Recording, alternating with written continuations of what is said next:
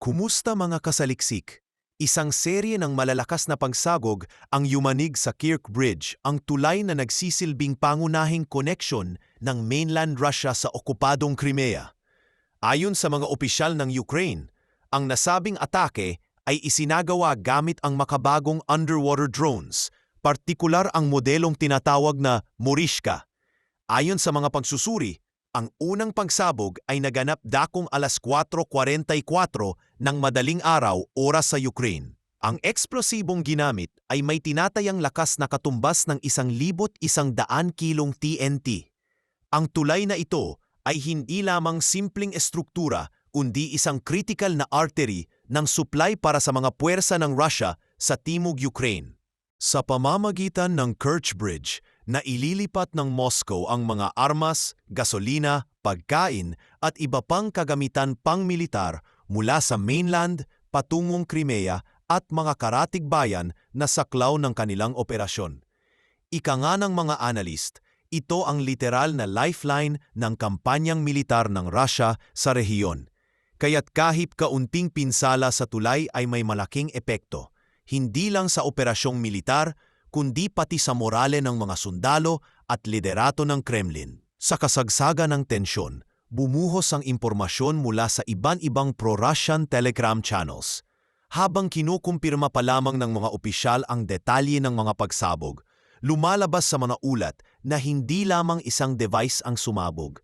May mga napaulat na kasunod pang pagsabog ang narinig matapos ang unang atake. Ang iba ay nagsasabi ng 2 o higit pang sabay-sabay na detonation na naganap ilang oras ang pagitan. Ngunit kahit hindi pa formal na kinukumpirma ng mga independent sources ang lahat ng ito, malinaw na ang damage sa estruktura ay seryoso. Kaagad ding umaksyon ang pamahalaan ng Russia. Iniutos ni Vladimir Putin ang malawakang inspeksyon sa lahat ng mga truck na dumaraan sa mga checkpoint papunta at palabas ng Crimea. Ang resulta, milya-milyang traffic jam sa mga kalsada sa paligid ng tulay at sa iba pang pangunahing ruta. Ayon sa mga saksi sa lugar, makikita ang mahabang pila ng mga van at cargo trucks na halos hindi na gumagalaw, habang nagrereklamo ang mga sibilyang Russian sa tindi ng pagkaantala. Sinasabing ang ganitong aksyon ng Kremlin ay palatandaan ng panik, bunga ng pagkaalam nilang hindi nila na-anticipate ang paraan ng pag-atake. Ang mas nakakabahala para sa Russia ay ang paraan ng pagpili ng target ng Ukraine. Hindi ito random na poste lang ng tulay ang tinamaan, kundi isang load-bearing pillar, isang pangunahing pundasyon ng estruktura. Ang uri ng damage ay hindi basta-basta nare-repair. Kinakailangan ng detalyadong inspeksyon sa bawat pile assembly, at ang mga nadamay ay kailangan tuluyang palitan. Ibig sabihin, matatagalan bago maibalik sa normal ang operasyon ng tulay. Habang hindi pa ito ligtas gamitin, ipinatigil muna ng pamahalaan ng Russia ang lahat ng trapiko. Wala nang makakatawid, walang makakalabas, at lalong walang makakapasok sa Crimea sa pamamagitan ng tulay. Isa pang aspeto ng atake ang nagdulot ng matinding dagok sa reputasyon ng Moscow. Ayon sa mga detalye ng operasyon, inihayag ng Ukrainian Security Services, SBU, na matagal nilang pinagplanuhan ang pag-atake na ito. Katulad ng isang high-level covert operasyon, sinigurado nilang ang pagkakalagay ng explosives ay nasa strategic location, sa ilalim mismo ng dagat kung saan matatagpuan ang mga critical support ng tulay. Ang ganitong klaseng operasyong naval sabotage ay nagpapakita na ang Ukraine ay may kakayahang mag-operate sa ilalim ng radar ng mga intelligence system ng Russia. Bukod sa pisikal na pagkasira, ang Kerch Bridge ay isang simbolo ng kapangyarihan ng Russia sa Crimea. Simula pa lamang ng annexation ng rehiyon noong taong 2014, ang tulay ay naging emblema ng pagkakaisa ng mga bagong sinakop na teritoryo sa ilalim ng kontrol ng Moscow. Kaya't ang pag-atake rito ay hindi lang logistical disaster, kundi isa ring malaking insulto sa imahe ng Russia sa harap ng pandaigdigang komunidad. Para sa isang bansang tinatawag na pangalawa sa pinakamalakas na puwersang militar sa mundo, ang muling pag-atake ng Ukraine, 2 araw lamang matapos ang kanilang historic strike sa loob ng teritoryo ng Russia, ay tila nagpapakita ng paulit-ulit na kahinaan sa depensa at intelihensya. Ayon sa mga analista sa militar, habang patuloy ang pagkukumpuni sa tulay, makikita na apektado hindi lang ang transportasyon, kundi pati ang pangkalahatang momentum ng Russia sa rehiyon. Kung hindi agad masolusyonan ang problema sa supply line, malalagay sa alanganin ang buong kampanyang militar ng Kremlin sa southern Ukraine. At kung tuluyang mawalan ng akses ang Russia sa Crimea, maaaring ito na ang simula ng mas malawak na strategic collapse. Sa huli, hindi maikakaila na ang tagumpay ng Ukraine sa operasyong ito ay may dalang mensaheng malinaw, na ang digmaan ay hindi lamang nasusukat sa dami ng armas, kundi sa katalinuhan ng pagkilos at sa lakas ng loob na tumugon sa hamon ng isang mas malakas na kalaban. Habang umiikot ang propaganda sa magkabilang panig, isang bagay ang sigurado. Ang Kerch Bridge ay hindi na lamang tulay ng bakal, kundi tulay rin ng kasaysayan sa patuloy na paglalaban para sa kalayaan at soberanya.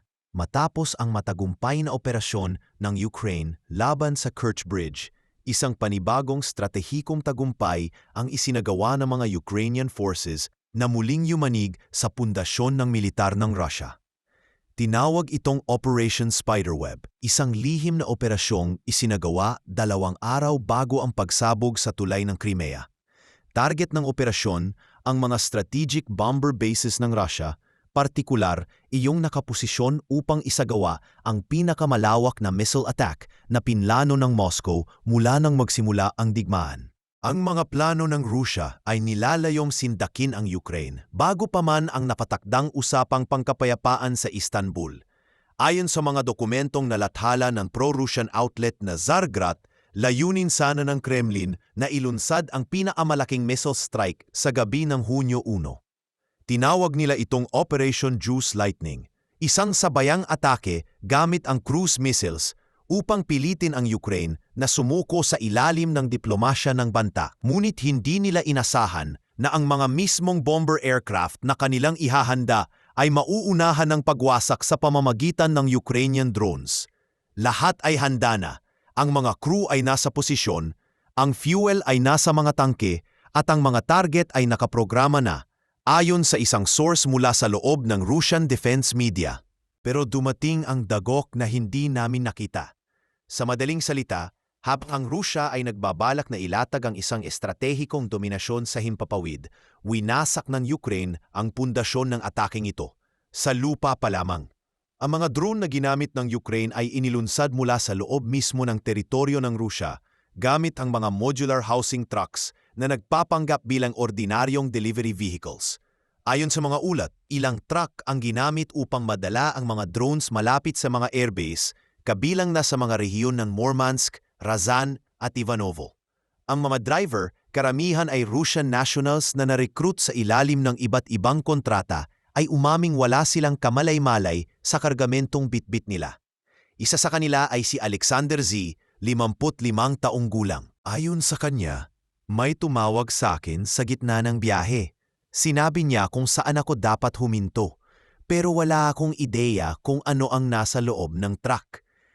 Ganito rin ang salaysay ng 61 taong gulang na si Andrei M. na huminto sa isang roadside cafe sa rehiyon ng Shalo. At doon umano nagsimulang maglunsad ng drones mula sa bubong ng kanyang truck. Ang mas nakakabahala, ang mga drone ay nilunsad ilang metro lamang ang layo mula sa aktwal na airfield kung saan naroroon ang mga bomber ng Russia. Ayon kay President Zelensky, ang operasyon ay pinlano ng lubos na lihim.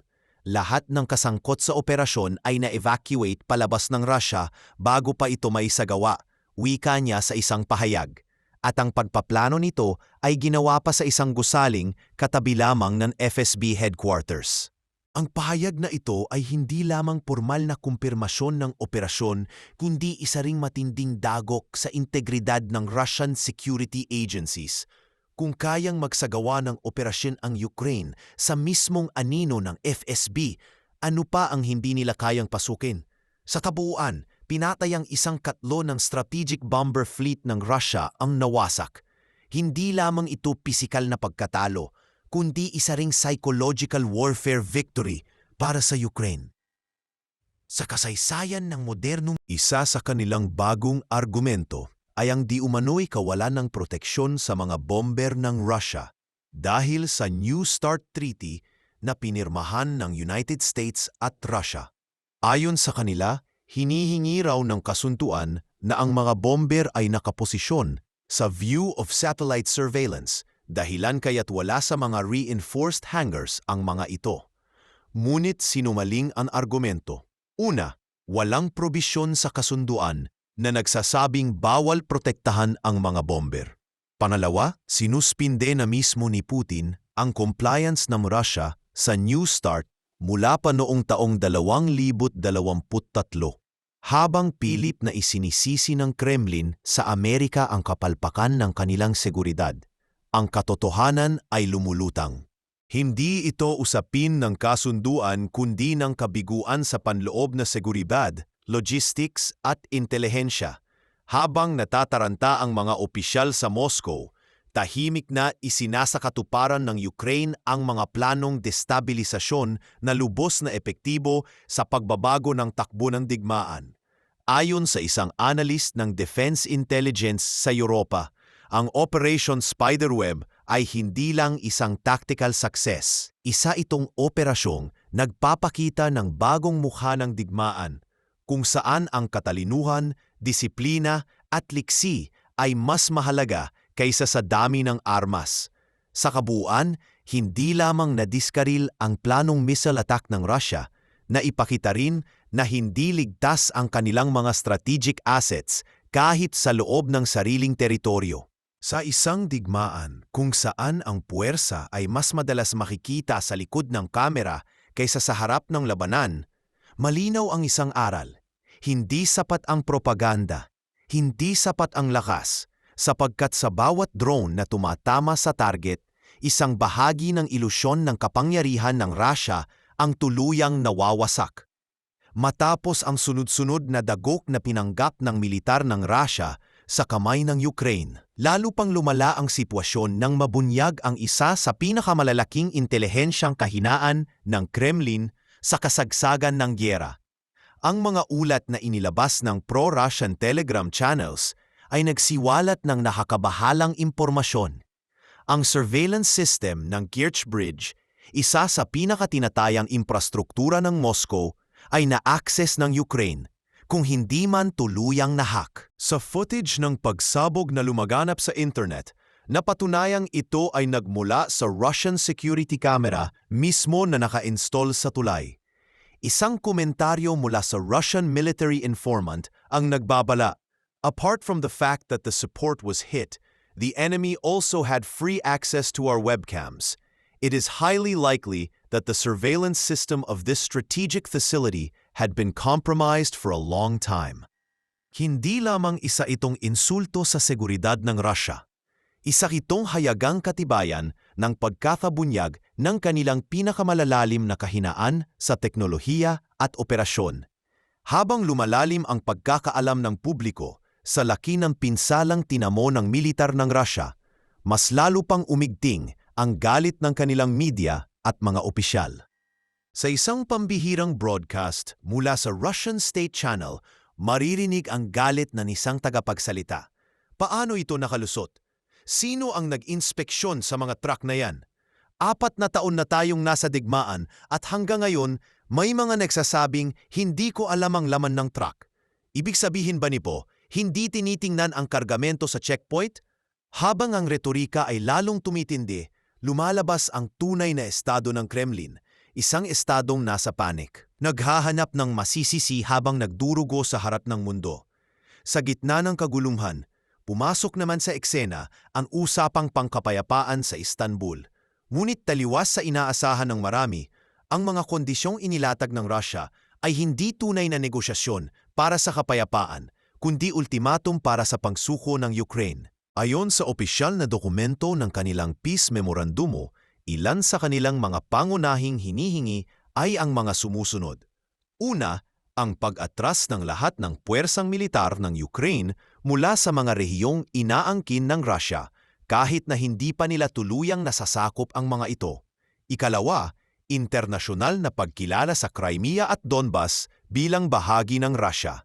Dagdag pa rito, hinihingi rin ng Kremlin na ang Ukraine ay magdeklara ng ganap na neutralidad at hindi na muling magpapadala o magpapatibay ng mga puwersang militar maliban na lang kung ito ay para sa pag-alis ng kanilang mga sundalo sa pinagtatalo ng lugar. Sa ikaapat na panukala, hiniling ng Russia ang pagbabawal sa deployment ng mga armas nuklear sa teritoryo ng Ukraine. Kasunod nito, ang ikalimang kondisyon ay ang pagbabawal sa pagpasok ng mga armas at intelligence mula sa mga bansang kanluranin, na tila layuning putulin ang anumang ugnayan ng Ukraine sa NATO at sa Estados Unidos. Hindi pa roon nagtapos ang listahan. Sa ika-6 na kondisyon, hiniling nila ang pag-alis ng lahat ng umiiral na economic sanctions laban sa Russia at ang garantiya na wala nang ipapataw na panibago. At sa huli, ang ika-7, hinihingi nila ang pag-abandona ng Ukraine sa lahat ng legal na reklamo laban sa Russia kaugnay ng mga pinsalang dulot ng digmaan. Ayon sa mga tagapag-analisa, ang ganitong klase ng mga kondisyon ay hindi tunay na landas patungo sa kapayapaan. Ito ay diktado, hindi diplomasya, ayon kay Colonel Ivan Romanov, isang retired Ukrainian strategist. Wala sa mga alok ng Russia ang nagpapakita ng kompromiso. Ang layunin nila ay tahasang pagpapasuko. Sa isang panayam kay President Zelensky, malinaw ang kanyang paninindigan. We are not negotiating for survival. We are fighting for sovereignty, and that is non-negotiable. Sa harap ng kahinaan sa larangan ng militar, pinipilit pa rin ng Moscow na itaguyod ang imahe ng kalakasan sa pamamagitan ng agresibong propaganda. Ngunit habang ginagawa nila ito, patuloy namang nakikita ng buong mundo ang kabaligtaran. Isang bansang hindi na makontrol ang sarili nitong seguridad, hindi na makabuo ng epektibong diskarte, at higit sa lahat, isang pamahalaang hindi kayang tanggapin ang realidad ng pagkatalo. Ang mga kamakailang pahayag mula sa mga Russian defense pundits ay lalong nagpapakita ng desperasyon. May mga nagsasabi na kung hindi titigil ang West sa pagtulong sa Ukraine, kinakailangang gumawa ang Russia ng preemptive strike. Ayon sa isa sa kanila, kung hindi tayo kikilos ngayon, baka hindi na natin kayang mag-counterattack bukas. Kaya ang tanging solusyon ay ang unahang wasakin ang mga pasilidad ng kalaban sa buong Western Europe. Isa itong nakakabahalang pahayag na nagpapatunay ng radikalisasyon sa loob ng panig ng Kremlin. Isang mindset na hindi tumatanggap ng pagkatalo at hindi tumitigil sa panggigipit kahit malinaw ng naukulangan sa lakas. Samantala, sa likod ng lahat ng ito, ang Ukraine ay patuloy na naglalatag ng sariling narrative, isang kwento ng paglaban para sa kalayaan. Sa gitna ng usaping diplomatic surrender at pananakot mula sa Russia, muling nabanggit ang makasaysayang talumpati ni dating Pangulong Ronald Reagan. There's only one guaranteed way you can have peace, and you can have it in the next second: surrender. Ngunit agad niyang idinagdag ang babala. Peace at the cost of chains and slavery is not peace at all. Isang mensaheng tumatagos sa kasalukuyang laban ng Ukraine na sa kabila ng lahat, hindi kailanman magiging handa ang isang malayang bansa na yumuko sa diktadurya. Sa panahong ito ng digmaan, kung saan ang katotohanan ay tinatabunan ng propaganda, kung saan ang isang drone ay maaaring makatalo ng isang bomber fleet, at kung saan ang isang camera feed ay kayang baguhin ang takbo ng istorya, nananatiling malinaw ang isang bagay. Ang tunay na lakas ay hindi nasusukat sa dami ng sundalo o missile. Ito ay nasusukat sa tibay ng paninindigan, talino ng operasyon, at katatagan ng layunin. Sa digmaan ng siglo, hindi sapat ang karahasan. Kailangang panindigan ang prinsipyong hindi kayang wasakin ng anumang bomba, ang karapatan ng isang bayan na maging malaya.